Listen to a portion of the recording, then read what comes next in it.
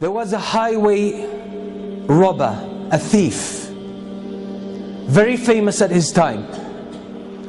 He was in love with one girl, and he had the habit of sneaking into her house some way and watching her, observing her for some time. And in night he would go and attack caravans, Hajj caravans, travelers, and he would strip them of their property and their wealth and their belongings. He was notorious to the extent that a lot of the caravans most of the time would change route to avoid that area.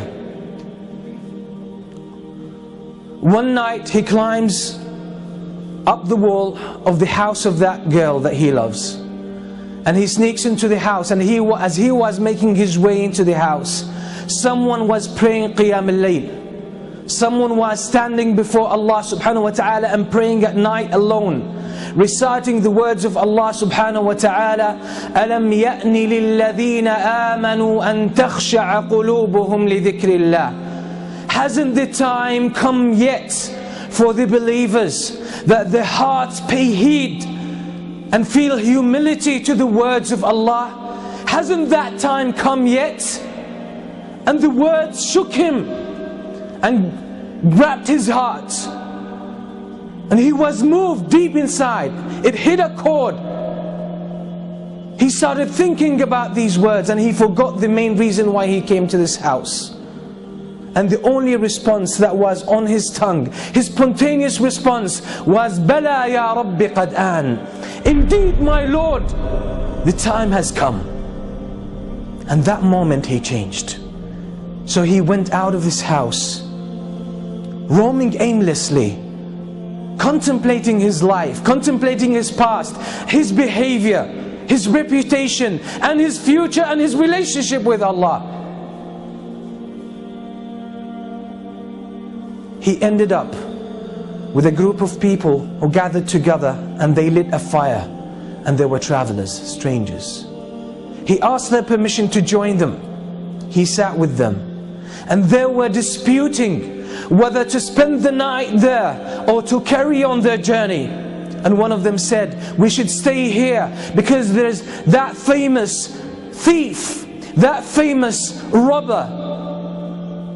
That's his area, and if we carry on traveling, he might jump on us, and we'll be in trouble. So let's spend the night here, then we will set off in the morning.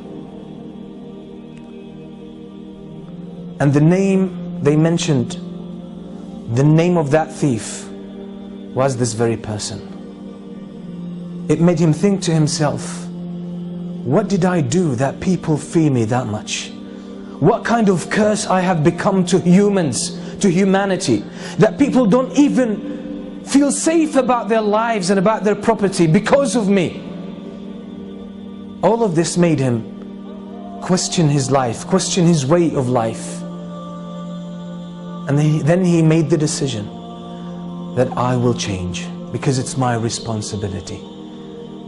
It's not someone else's responsibility to change me and set me on the right course. It's my own initiative, and if I don't take it, it might never happen, and I will face the consequences on the day of judgment. And that's exactly what he did. And he became one of the famous scholars, one of the famous worshippers in the history of Islam, and that's Al-Fudayl ibn Iyad. That's the story of Al-Fudayl ibn Iyad. Until today, the books that talk about our relationship with Allah subhanahu wa ta'ala, how to purify ourselves, how to become better Muslims, better believers, have dozens of his beautiful statements full of wisdom. Who was one day a thief, famous one. What does that tell us? Is that it's our responsibility to change. Life in general is about change. The whole story of life is a game of change. You will never be the same person next year. You'll be different. But the question is, which direction have you taken? That's what Imam Shafi'i used to say. There's no standstill in this world. There's no standstill in this life. You can't stay who you are. You're either moving forward or going backward. So if you are not keen about moving forward, you'll find yourself going backward. Because if you don't change yourself, Shaitan is working full time to change you. That's his vow, that's the goal of his life. He dedicated his whole life for you, just to destroy you, to make sure you end up in the hellfire. So if you don't counter that, his momentum will carry you, or you will get carried away, and he will take you in the direction he wants.